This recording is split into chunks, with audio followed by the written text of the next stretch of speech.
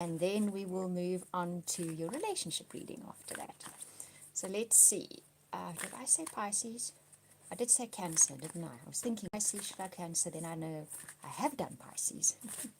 Pisces is on my mind this morning for some reason. So if there's a Cancer person out there who knows a Pisces or has lots of Pisces in their chart, there's something about this reading for you.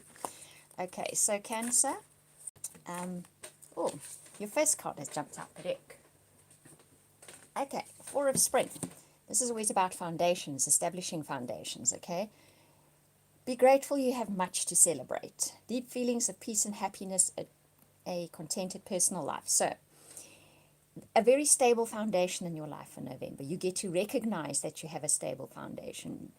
Outwardly, that might not have been showing up lately, but in November you get to see it in a different light, shows up in a different light, different things show up that will help you see that you have much to be grateful for, even possibly something to celebrate, okay? And it brings you peace and contentment and that feeling of like, I'm in a good place right now. So that's what's coming up for you in November, and that jumped clean out of the deck. So that is your main message, I would say. Definitely November brings you something to celebrate and to be grateful for, and to bring peace and contentment back in your life. It maybe addresses some issue that has been, where you've been feeling lack or discontent, okay? Right, now let's see what else I'm getting here. I've got my deck upside down, which is odd. Okay. Oh, you've got jumpy cards, guys. Which means there is definite, okay, definite messages coming through here for you. All right. Okay. And one more for you guys. Right, so let's see here. So the next card that comes up is the Justice card. Okay.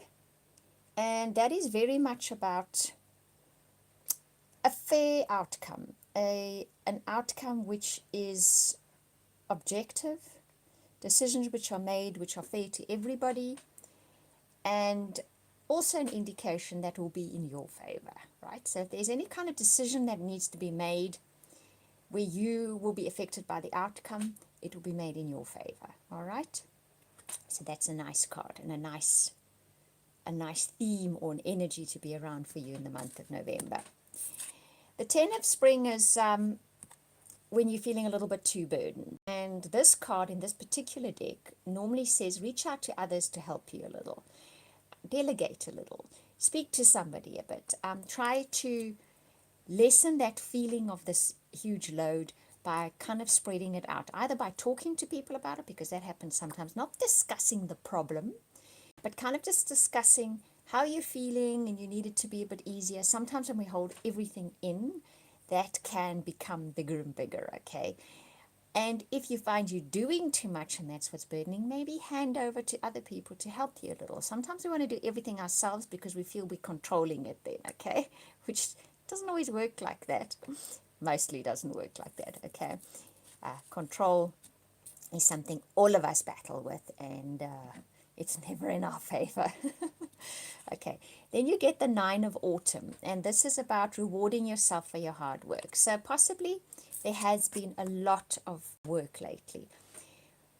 And it's not even necessarily physical work. It can be a lot of things that you're taking on, and it's burdening your mind as well. It's time to do something in November to reward yourself for your tenacity and for hanging in there and for working hard. Even if it's just a little something to spoil yourself, so that you feel cherished, so that you feel like you are validated, okay?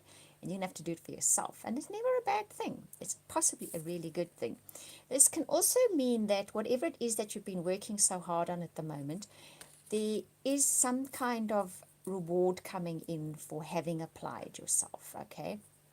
And because in here, the first card that says there's going to be reason to celebrate, I think you could get some kind of, it's not like a major reward. It's something that shows you that what you're doing is good and it's working and it's worth it.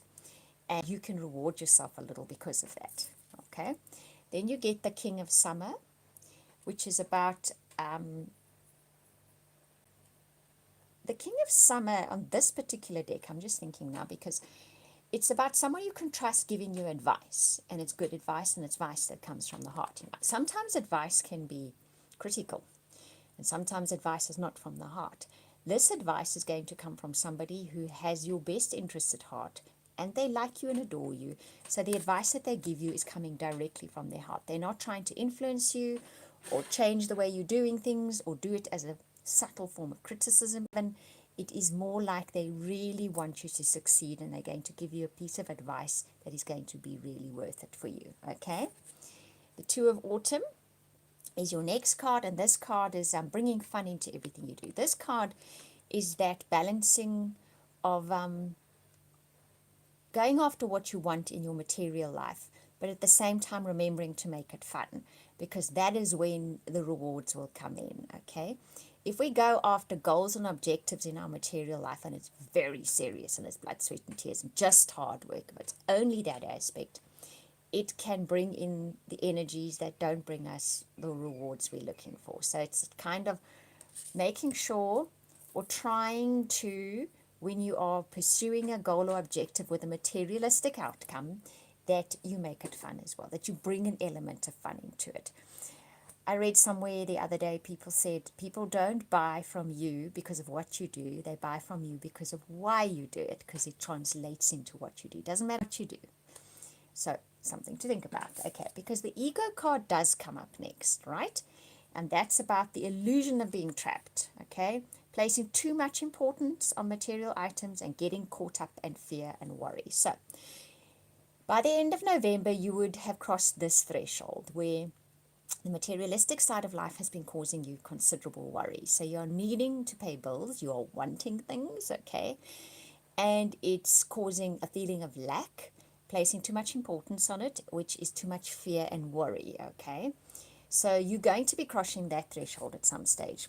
Probably by the end of November, you will look at this situation in the eye and say, right, so this is what I have been doing, and it's making me feel overburdened. It's possibly not bringing in the rewards that I would have liked from this project or whatever career or whatever it is I'm busy with. So that needs to shift a bit.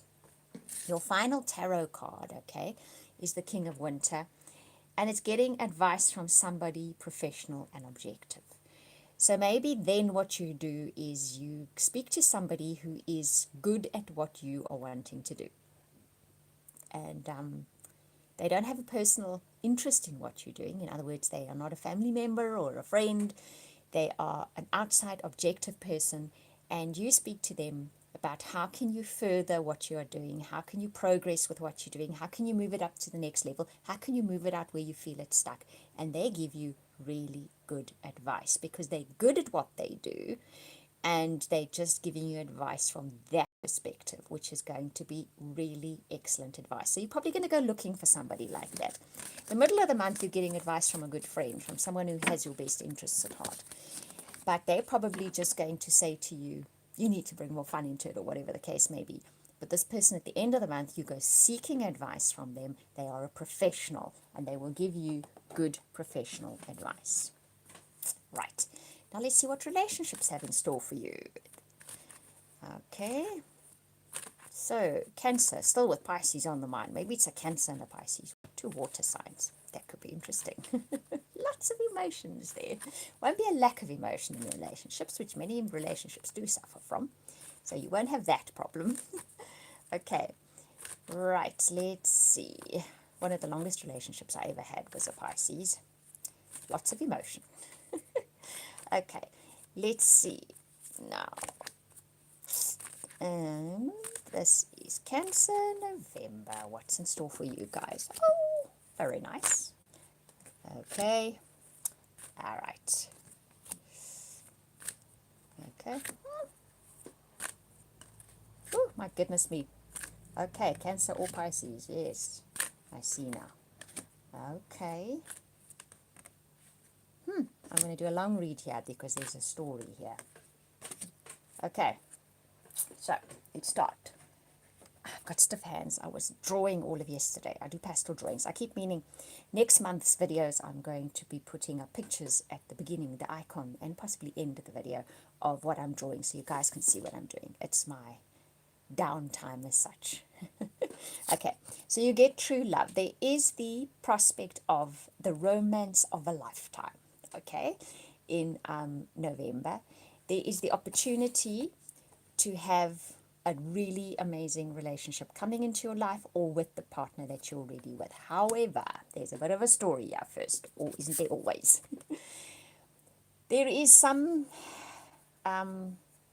belief system that you're hanging on to, and a behavioral system, I think more than a belief, that stems from the belief system, that you're going to find in November you're coming up against, and is giving you the opportunity to lay it down to rest and let it go so that you can move into this romance of a lifetime, either with your existing partner or a prospective partner. Now, this belief system, which you have a behavioral system obviously connected to, has you relying on your partner to fill a gap in your life, something where you feel you are lacking and don't have, like affection or love. And I'm not just talking love in a broad sense, I'm feeling appreciated, okay? Something like that. You are using a partner to fill that gap in your life. But November gives you the opportunity, it will bring the situations into play that lets you realize that relying on a partner for that is probably setting you up for many, many disappointments. Okay, so it's kind of a growth curve. So you can have the chemistry and you can have the romantic feelings and you can have them right away, okay? Either an existing relationship or a potential relationship. They are there for you to have, okay, in a big way. Once you have come to the realization that a partner in life does not fill the gaps in your life, we all go after relationships for that reason. Okay, so, but at some stage we can sort of progress to the next level of relating if we realize the partner does not fill those gaps for us. We need to feel that way about ourselves. We need to just let it rest and know they cannot do that. And then we can have this ultimate relationship, either with an existing partner or with somebody new, okay? We can have the chemistry, we can have the romantic feelings, it can happen right away. What you have had of late is you have felt separated from somebody, you have literally separated, you could have divorced, you could have separated from a codependent relationship. Within an existing relationship where you have not separated, you might have felt that separation from your partner because of a codependency reliance. You want them to fulfill something that is lacking within you, or that you feel is lacking within you. It isn't. It isn't. You just feel it is. It's there. Go digging for it, you're going to find it. The social card showing up here says to me, this is more about feeling like you don't belong, okay? Feeling as if the rejection, whether it was literal and you have split off from that partner, or within your existing relationship, you feeling like you've been rejected, they're not paying as much attention to you, so you feel a little bit out of the circle, even with just with a partner, should I say. But stay optimistic, okay? This card is saying the way to free yourself of that codependency is to stay optimistic. So you look at me and you frown when I say, oh, what do you mean? Okay, so if we are looking to the partner to fulfill the holes within ourselves that we think are there because they're not there, okay, we only think they're there. If you just keep saying, well, they're behaving like that because of what is going on. Look, everybody's having so much stuff going on in their lives. It's at the moment, really, I don't think it is actually more than usual, but it's possibly because it's so advertised everywhere. It feels like more than usual. Then what you need to do is just say, they will get over it. They will be fine. I will get over it. I will be fine. Things will move on. They will get better. And you keep repeating that mantra to yourself. And in that way, that codependency starts letting its grip go. Sounds so simple, and it is. But it's not easy to do, to keep telling yourself that, because we tend to get a little bogged down in the drama, a little too involved in the drama, okay? But if you really do want to make that connection with somebody new, or have that connection with an existing partner, it's going to be about stepping back, letting it go, freeing yourself from outcomes, okay?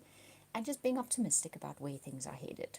And that is when the shift is going to come for you. So, Cancer, and whoever the Pisces is that had needed to hear this, who's watching, I hope you enjoyed that reading. Thank you for watching, listening, liking, subscribing. I genuinely appreciate it. If you would like a personal or private reading from me, I do an amazing soulmate reading. You can contact me via my website. I will put that link in the description box below. Sending you all love and hugs for the month ahead. We will speak again soon.